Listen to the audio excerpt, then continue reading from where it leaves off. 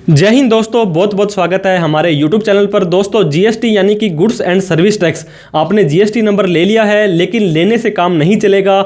बहुत सारी फॉर्मेलिटीज़ है वो करनी पड़ती है। आपका एक कंप्लाइंस का जो पोर्टल है, कंप्लाइंस की जो एक मीटर है वो स्टार्ट हो जाता है। हर महीने हर क्वार्टर आपको बहुत सारे काम है जीएसटी के अंदर करने पड़ते हैं, करने पड़ेंगे। अदरवाइज आपको लेट फीस, इंटरेस्ट, पेनल्टी काफ़ी सारी अमाउंट यहाँ पे देनी पड़ती है। तो इस वीडियो के अंदर हम डिस्कस करेंगे, अगर आपने जीएसटी नंबर ले लिया है, चाहे रेगुलर में लिया हो चाहे कंपोजिशन में लिया हो, तो क्या क्या काम आपको करने हैं। वैसे तो एक टैक्स प्रोफेशनल की अगर आप हेल्प लेंगे तो आपको प्रॉपर गाइड कर देते हैं, लेकिन फिर आप अपने आप से भी इसको आप अपडेट रखना चाहते हैं, मेंटेन रखना चाहते हैं, तो इस वीडियो में बताए गए सारी के सारी चीज़ों को आप फॉलो करेंगे दोस्तों।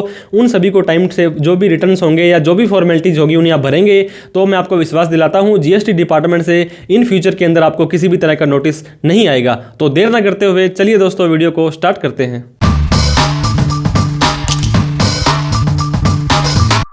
तो दोस्तों जीएसटी रजिस्ट्रेशन आपका आ गया है। Important work after taking GST registration, या जीएसटी रजिस्ट्रेशन आप लेने वाले हैं तो आपको क्या क्या काम करने वाले हैं, क्या करने पड़ेंगे, और जीएसटी नंबर ले लिया है तो क्या क्या काम आपको करने चाहिए। सबसे पहले तो टाइप ऑफ जीएसटी रजिस्ट्रेशन मैं आपको बता दूं, दो तरह के जीएसटी आपको अप्लाई करने को मिलते हैं। एक तो जीएसटी रेगुलर के अंदर होता है, एक जीएसटी कंपोजिशन के होता है। वैसे तो बहुत सारे और भी टाइप्स होते हैं, जैसे कि टैक्स डिडक्टर वगैरह, जो आपके ऊपर एप्लीकेबल नहीं होते हैं।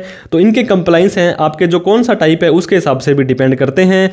सबसे पहला काम आपको जीएसटी लेने के बाद जब भी आप जीएसटी को लॉगिन करेंगे तो इस तरह की वार्निंग आपको दिखाई देगी दोस्तों। इस वार्निंग में बोला जाएगा कि एक रूल होता है, रूल 10A के हिसाब से ये मैंडेटरी है, आप अपनी बैंक अकाउंट की डिटेल 45 दिन के अंदर अंदर आपको हमें, जब आपको जीएसटी नंबर मिल गया है 45 दिन के अंदर आप जीएसटी की डिटेल दें। Kindly update your bank account detail 45 दिन में, अदरवाइज आपका जीएसटी कैंसिल कर सकते हैं हम, क्योंकि आपने ऐसा नहीं किया। तो पहले क्या होता था दोस्तों, जीएसटी नंबर में बैंक की डिटेल नहीं होती थी, लेकिन अब जीएसटी को बैंक को अटैच करने में आसानी हो जाती है कि आपका कोई भी पैसा है ऑटोमेटिकली हम वहाँ से उड़ा देंगे अगर आप ऐसा कुछ रूल फॉलो नहीं करते हैं। तो अब करंट में एक जीटीए का स्टेटस और आने लगा है। अगर आप नया जीएसटी नंबर लेते हैं और लॉगिन करते हैं पहली बार, तो आपको इस तरह का मैसेज आएगा, if you are supplying GTA service. GTA क्या होती है? Goods transportation agency. अगर आप एक ट्रक का काम करते हैं या इस तरह का कोई आपका माल ढोने का काम है, तो इसके लिए क्या होता है दोस्तों, दो ऑप्शन होते हैं। एक तो रिवर्स चार्ज मैकेनिज्म होता है कि सामने वाला ही जीएसटी भरेगा, एक होता है फॉरवर्ड चार्ज के अंदर। अगर आप फॉरवर्ड चार्ज के अंदर जाना चाहते हैं तो वहाँ पर एक डिक्लेरेशन देनी होती है, तो उसको येस या नो करना पड़ेगा आपको। ये आपका एनेक्चर वी होगा यहाँ पे, तो ये भी आपको करना है अगर आप जीटीए के अंदर हैं तो। इसके बाद में आपको करंट अकाउंट ओपन करवाना है दोस्तों। Open a current bank account as soon as possible, क्योंकि अगर आपको हम ये एडवाइस नहीं देते हैं कि बिजनेस की ट्रांजैक्शंस हैं, सेल परचेज हैं, ये आप सेविंग अकाउंट से करें। इसको सिर्फ और सिर्फ आपको करंट अकाउंट से ही करना है, क्योंकि आप सेविंग अकाउंट से ये ट्रांजैक्शंस करते हैं तो आपका अकाउंट फ्रीज हो सकता है, होल्ड हो सकता है। बहुत सारे ऐसे केस आए हैं जहाँ पे अनाप शनाप ट्रांजैक्शंस लोग अपने सेविंग अकाउंट में कर रहे हैं, और तो वहाँ पे उनका बैंक अकाउंट फ्रीज हो जाता है, फिर उन्हें दिक्कतों का सामना करना पड़ता है। बैंक वाले पूछते हैं कि पैसा कहाँ से आया था, ये हमें प्रूफ दीजिए।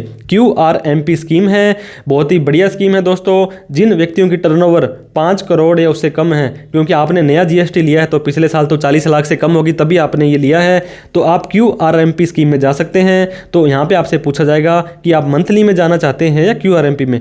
QRMP का मतलब है क्वार्टरली रिटर्न मंथली पेमेंट। अगर आपका कोई टैक्स बनता था तो आप हर महीने भर दीजिए, लेकिन रिटर्न जो होती है इसकी 3B होगी या GSTR 1 होगी, इनको आप 3 महीने बाद जा सकते हैं, ये आपकी चॉइस है। एक बार 3 क्वार्टर में आप QRMP में चले गए, आपको सेट नहीं बैठा तो अगले क्वार्टर में आप फिर से मंथली के अंदर आ सकते हैं। अब जीएसटी का जो रजिस्ट्रेशन सर्टिफिकेट है ये आपको डिस्प्ले करना है। आपको जीएसटी नंबर आने के बाद में ऑब्टेन हो गया एवरी रजिस्टर्ड बिजनेस प्लेस में। दोस्तों अगर आपका एक दुकान है, एक आपका हेड ऑफिस है, एक आपका गोडाउन है, तो हर जगह पे आपको यहाँ पे जीएसटी नंबर आपको मेंटेन लिखना पड़ेगा, और आप मेन जहाँ पे आप बैठते हैं वहाँ पे आपके दुकान पर भी आपको वो सर्टिफिकेट है लगाना पड़ेगा, क्योंकि इसकी भी पेनल्टी होती है अगर जीएसटी डिपार्टमेंट को पता लगता है तो।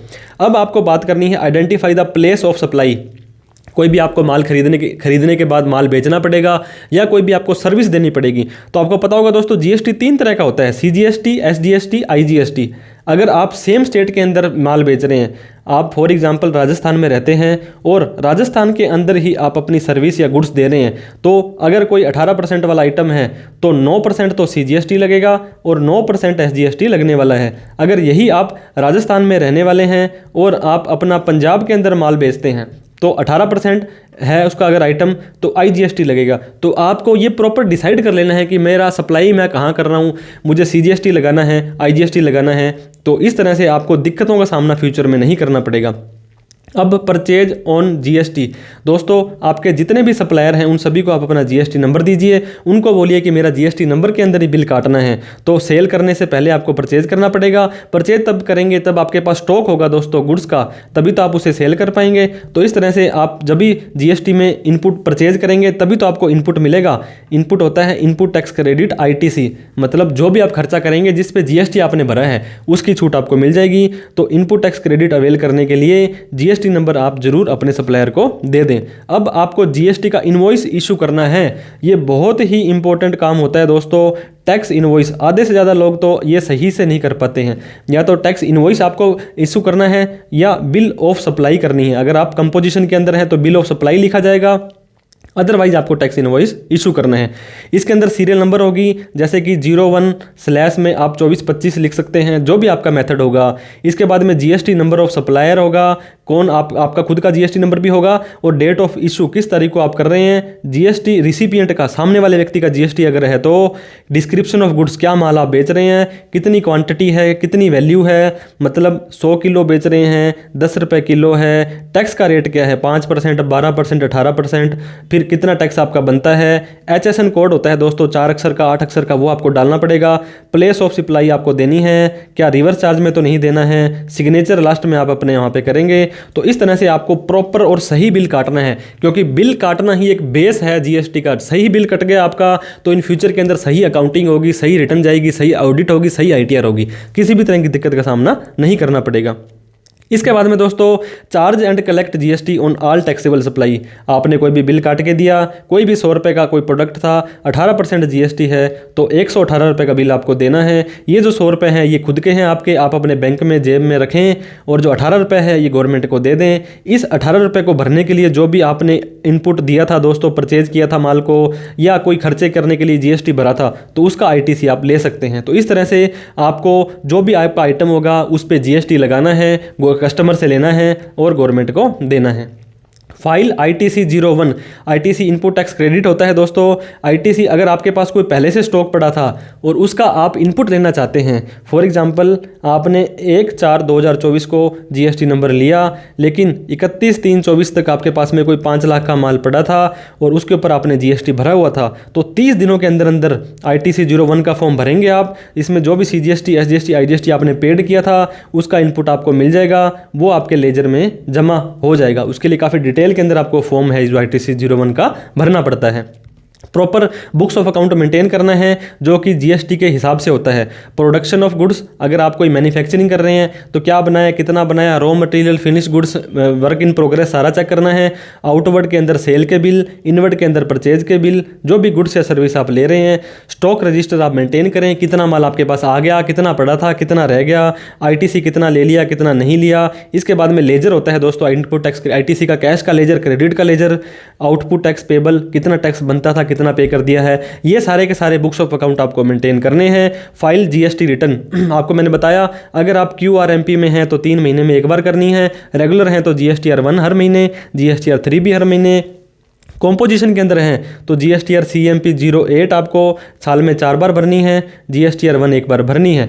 अगर आपकी टर्नओवर 2 करोड़ से ज़्यादा है और 5 करोड़ से कम है तो GSTR9 की रिटर्न भरनी है।